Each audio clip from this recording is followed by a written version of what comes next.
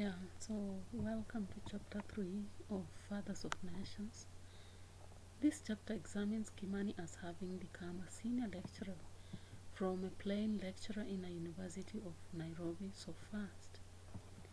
Having received a PhD at Oxford University, he arrives in this Nairobi University and demands for relevance as well as urgency of change as a way to go for this institution.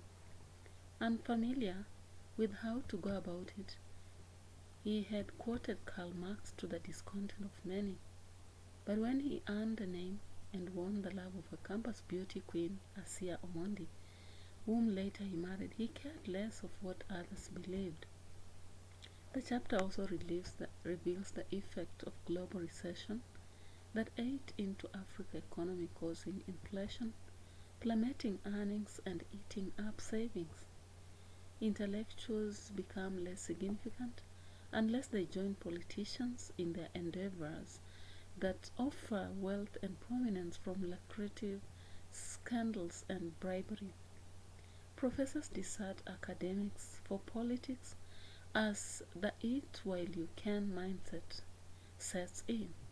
Corruption becomes the tall order of the day, and elections encounter rigging after political parties swell. The continent goes for the free market economy in which the private firms and donors dominate in Africa. There is a dialogue between Kimani and Tuni, a child conceived in Tunisia, that reveals that when Africa decided to adopt foreign models instead of homegrown, that is when parliamentarians started to earn more than professors. These same MPs got rights to change the law, and now they rig elections. Kimani resolved that African politics are felony and suitable for greedy criminals. The author reflects on Africa as being graded F for least safe as a result of possible fear on both single and married women fearing they could be raped.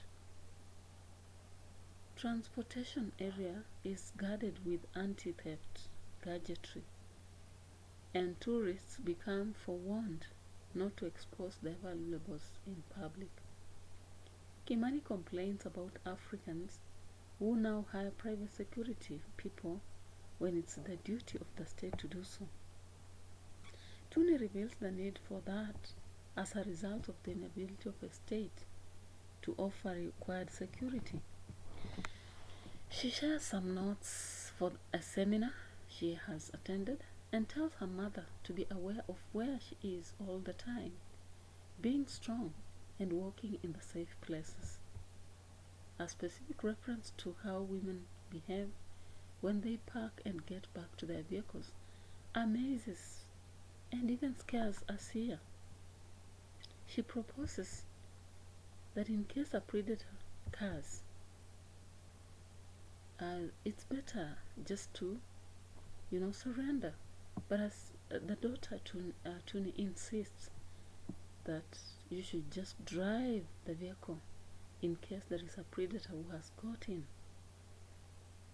Tuni borrows the father's car, and as he gives excuses, she notices that the father is no longer able to offer what they want. They don't even go for the tours they used to when she was young. The next day, Tuni dies in a road accident where a truck sits on a minibus. She's trapped, and even when a 999 is called, it comes an hour later, with individuals inexperienced in rescue and relying on private companies Caterpillar to pull the torn minibus. Asiya is inconsolable, and later she reveals to Kimani that newborn Walomo is going to marry her. He has a lot of money, so Kimani believes she has turned to go for money and instead of love. Kimani visits Walomo, just like an African man could do, and confronts him about wanting to marry Asiya, who is older than him.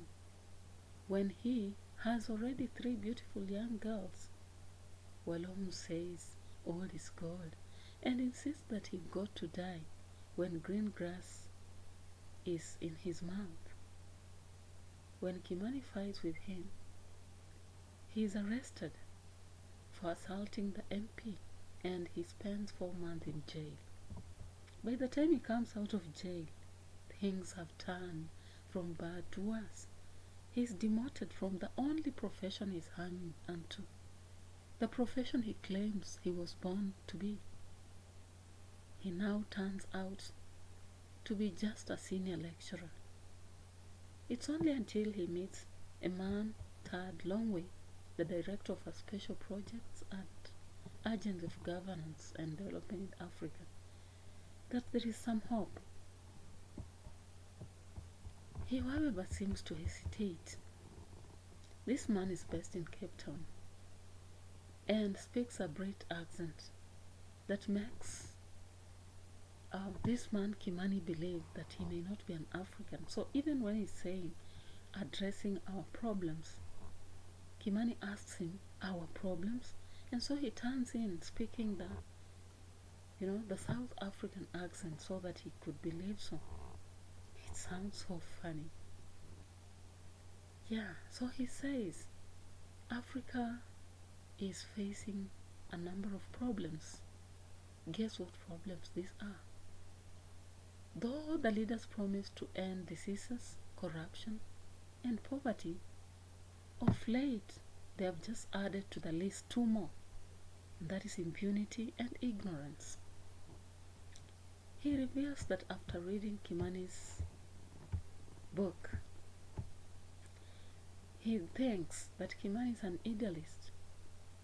He feels this man can help him bring change to Africa. He possibly should serve in coaching and coaxing people.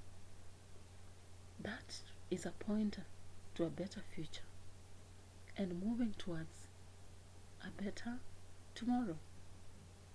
He hates violations that result from fury.